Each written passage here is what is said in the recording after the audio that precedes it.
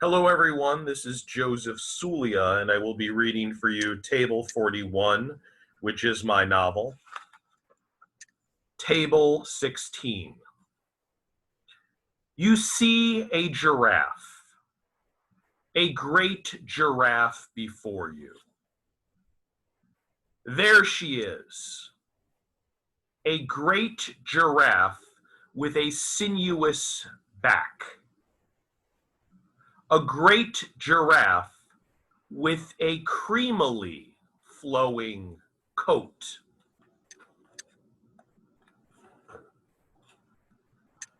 With reticulate patterns on her creamy coat, wobbly brown boxes.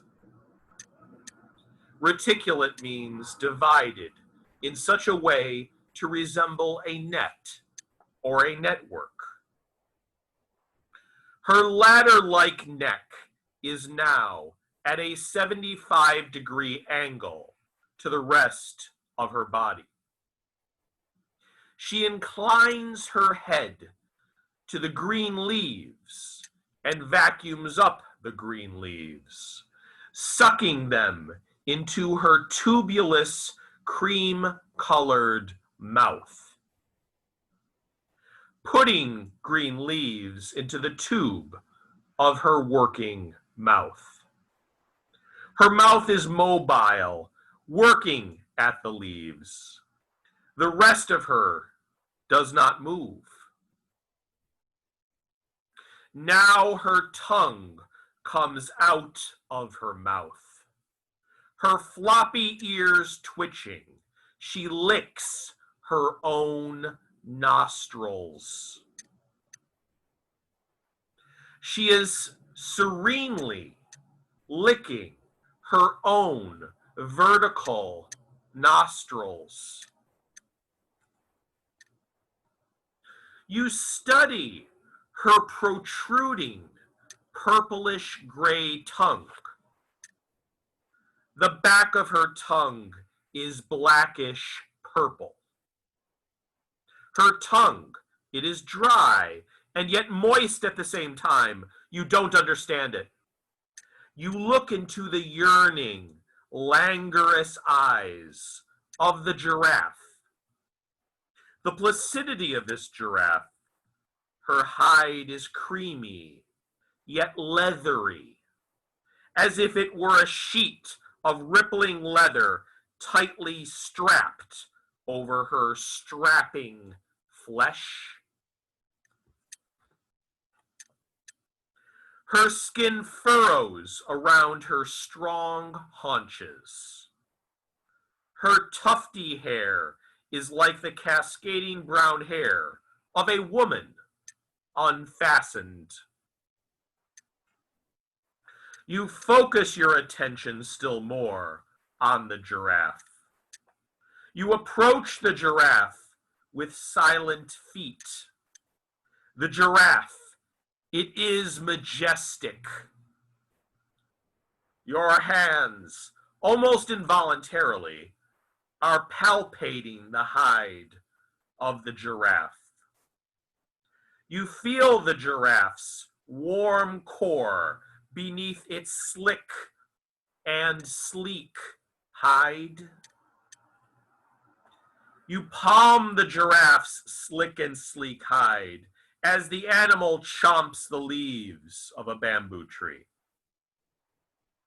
Its black eyes glinting, unknowingly, knowingly.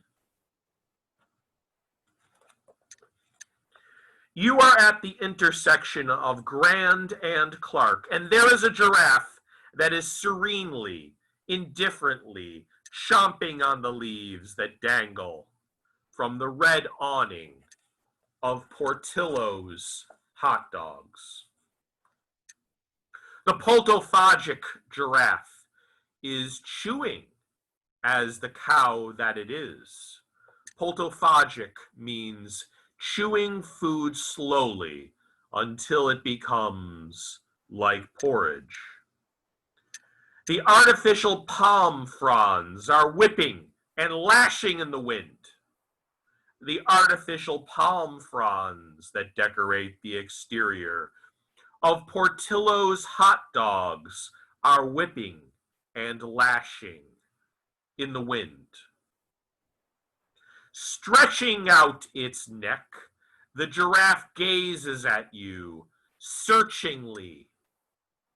The giraffe turns its head away as if smarting from wounded vanity. The sun is searing. She looks at you as if stung. Through the windows of Portillo's, you see an old woman. She unfolds a newspaper and spreads it out on the table as if it were a map of the destabilized city. As if it were a map of the destabilized city. The giraffe is laughing. The giraffe is laughing at the old woman, and the giraffe is laughing at you. As it laughs, its mouth moves as if it wanted to eat you. The giraffe, with its reticulate hide, protrudes its purple gray black tongue and licks the canopy of leaves above your head. The reticulate giraffe, ruminant, is grazing the leafy canopy, shoveling tufts of leaves into its working mouth, licking the leaves with its extendable purple gray black tongue. Running off jauntily and bouncily, a young woman is sprinting after another giraffe, a running giraffe, a giraffe running south, down Clark Street. Bending its neck, your giraffe, gentle colossus, bends to lick the forehead of a young boy who is stuffing a vanilla ice cream cone into his mouth. You sight twin giraffes mouthing leaves from the balcony gardens of the shelved apartment building on top of Maggiano's. You see human beings sitting on benches and beneath the covered bus stops, typing cryptograms into their laptops. The humans screen out the animal world. Within the antique store is a plantain tree. Looking at the tree in the antique store, a giraffe nuzzles the window with its muzzle. The giraffe smashes the window with its crowbar head. An aging black giraffe gallops inelegantly across the street and then slows to a trot. It stalls in the courtyard of a constellation of apartment buildings. Giraffes are running as if a lion were at their heels. Their splayed legs like crazy stilts. Their splayed legs like crazy stilts. Lope on, loping camel leopards.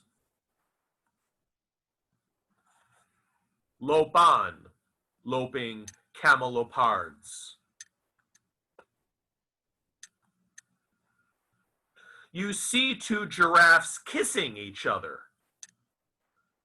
Osculating animals, licking animals, animals that kiss with their tongues and teeth.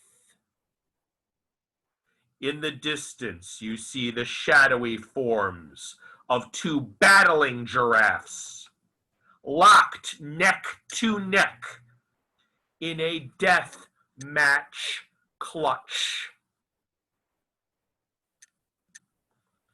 That was table 16 of table 41. In effect, the 16th chapter of table 41.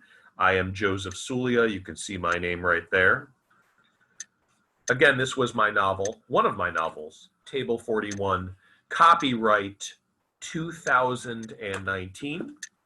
It was published before the quarantine. Keep that in mind. If you are interested in reading this book and acquiring a copy, I'm very pleased to say it is selling. Not that I'm doing it for money, but it is selling on Amazon quite well. Middle Voice. That's the Middle Voice. On Kindle, very few people are buying physical copies, but many people are reading it on Kindle. If you'd like to, you may read it on Kindle Unlimited, or you may acquire a physical copy if you're interested. If you're not, that's fine with me. It makes no difference to me. However, I would encourage you to continue to listen to me recite the book. I will be reciting all 41 tables, that is to say, all 41 chapters of my novel, Table 41. So this is Joseph Suglia signing out and signing off. Thank you very much.